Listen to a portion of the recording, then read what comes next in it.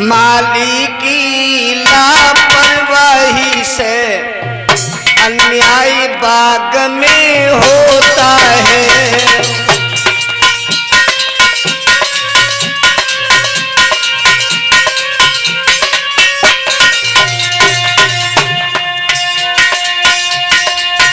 हे ब्रजपति हे ब्रज के नायक, हम कंसन बहुत सताए हैं, जल्दी भारत से ले जाइयो, फरियाद सुनाने आए हैं।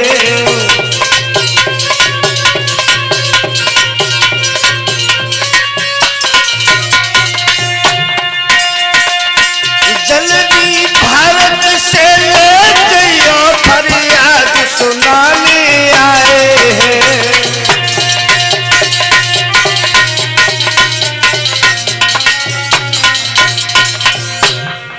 संतों की दर्द भरी आवाजें भगवान कन्हैया की रातों रात की नींद को हराम कर देती हैं। सोचने लगे हैं प्रभु कि अब कोई कारण मिले जिसे लेकर के हम मथुरा धाम जाएं। भगवान कन्हैया की इच्छा पा करके देवर्षि नारद भोजराज कंस की सभा में पहुंचे हैं। उदास मन से नारद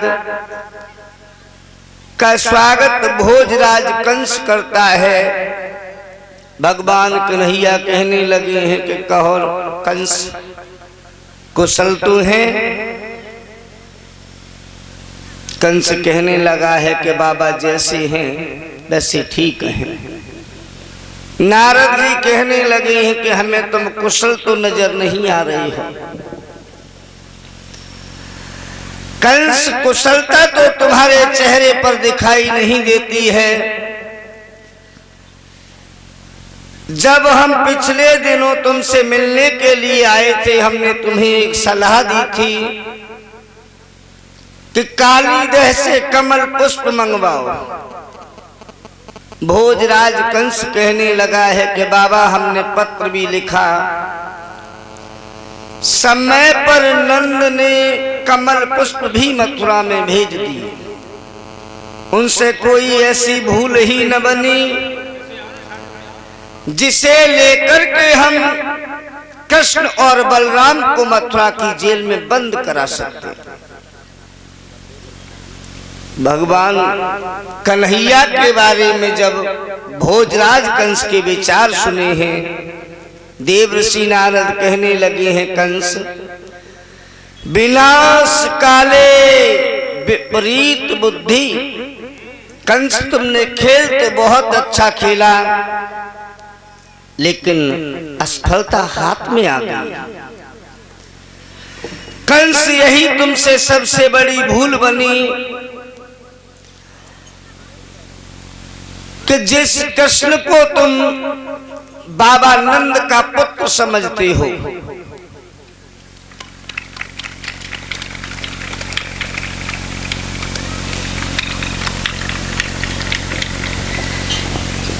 जिन कन्हैया बलराम को तुम बाबा नंद का पुत्र समझते हो,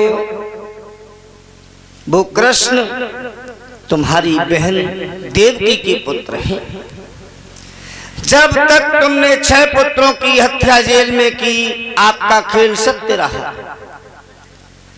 वास्तविक खेल तो 7वें गर्भ से ही शुरू हुआ था कंस।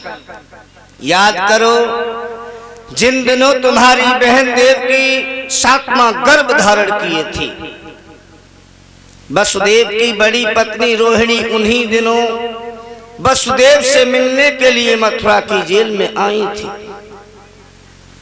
इधर देवकी का गर्भ खंडित हुआ, उधर रोहिणी के गर्भ से बलराम का जन्म हुआ।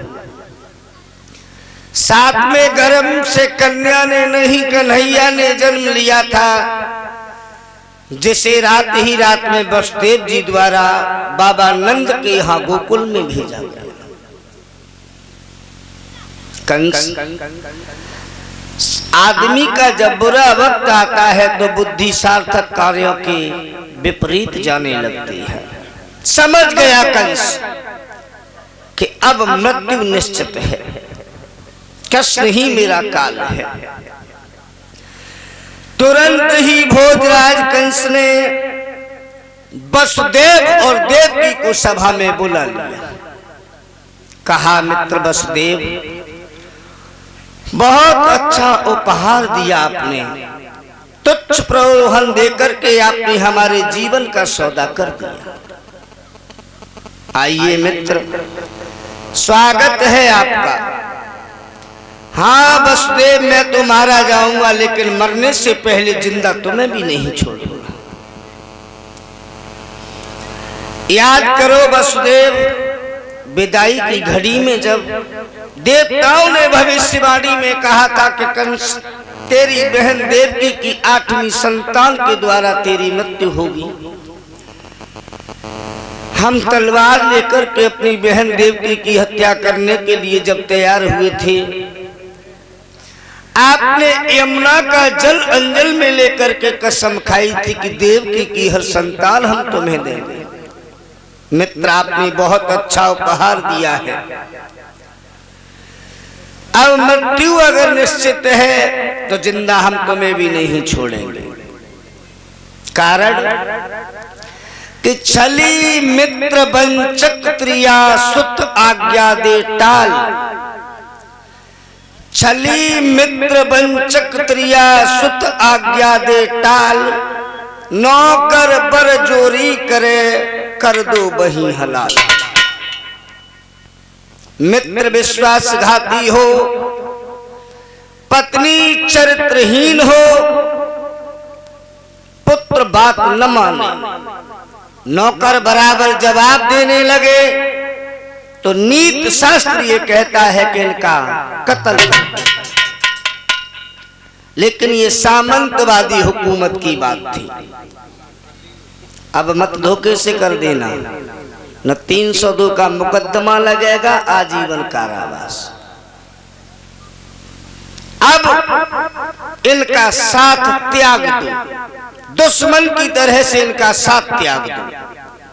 अगर अपने जीवन की खैरियत चाहो तो इन्हें शत्रु की तरह से त्याग दो, अन्यथा ये किसी भी दिन आपके प्राणों के ग्राहक बन जाएंगे। कंस तलवार लेकर के देवकी वसुदेव को मारने के लिए झपटा है। नारद जी कहने लगे हैं कि कंस, सांप रास्ता काट करके बिल में प्रविष्ट हो चुका है, लकीर में लाठी मारने से अब कोई फायदा नहीं है। राजन, काल तो एक न एक दिन सबका आना है। राजा, रंक, अमीर, गरीब, फकीर, मूर्ख, मंत्री, संतरी, कर्मचारी, अधिकारी, ब्रह्मचारी, व्यभिचारी, कोई भी हो, जिसने इस मर्त्यलोक में जन्म लिया है, एक न एक दिन काल का शिकार बनके उसे वापस जरूर जाना है।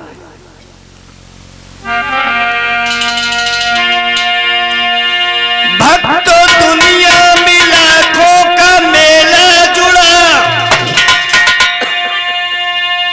मेला जुड़ा, हंस जब जब उड़ा तब अकेला उड़ा, हंस जब जब उड़ा तब अकेला उड़ा।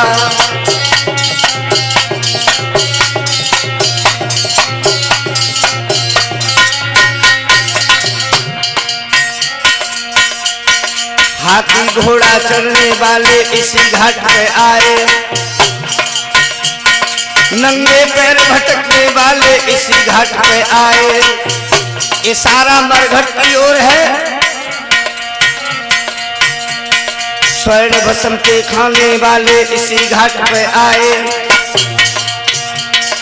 दाने बीन चबाने वाले इसी घाट पे आए। घर कुरमा के नाती बेटा इतना ही कर पाए, नाड़ी छूट गई तो केवल मरघट तक ले आए। सोच रहा हूँ घर से कितनी थी मरघट की दूरी, जिसको तय करने में भक्तों उम्र लगा दी पूरी। ये साल तो साल ओढ़न वाले इसी घाट पर आए, बिना कफन मर जाने वाले इसी घाट पर आए, बिना कफन मर जाने वाले इसी घाट पर आए।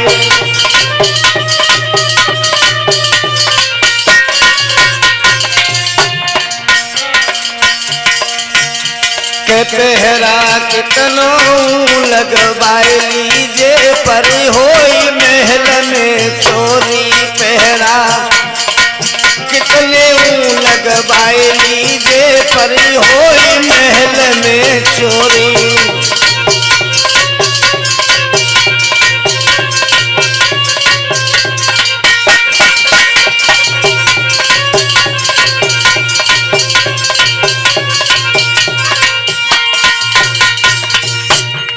और ये सत्य है कि जिसने इस मृत्यु लोक में जन्म लिया है, जन्म का मतलब ही मृत्यु होता है।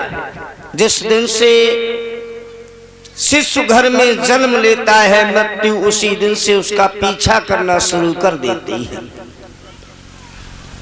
और भगवान के यहाँ पता नहीं कौन सा कंप्यूटर है, हम और आप कितना भी आवश्यक कार्य हो कभी भूल सकते हो, लेकिन वहां पे गलती का कोई चांस ही नहीं, एक घड़ी का भी फर्क नहीं पड़ सकता है। हमारे और आपके रिश्तेदार अगर घर में आते हैं, उनसे कहो रिश्तेदार हो आज रुक जाओ कल चले जाना, तो रिश्तेदारों की आंखों में अगर थोड़ी शर्म होगी तो एक दिन के लिए रुक जाएंगे। लेकिन जिस दिन आत्मा रूपी दुल्हन के बाराती आएंगे, एक भी नहीं चलेगी, जैसे बैठे हो वैसे ही जाना पड़ेगा।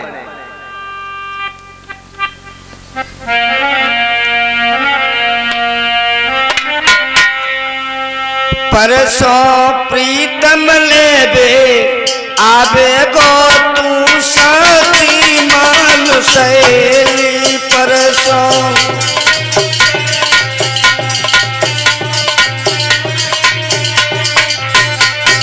परसों प्रीतम लेबे आबे गो तू साथी मान सहेली, परसों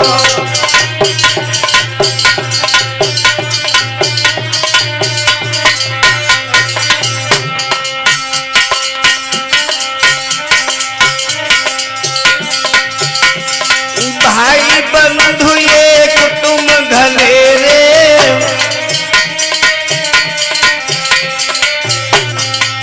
कोई संग चले ना तेरे,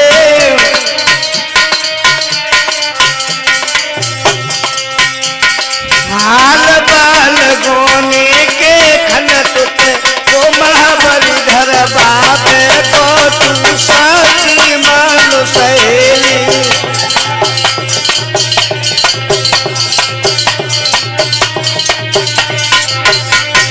परसों प्रीतम लेबे आबे गो तू साथी मान सहेली, परसों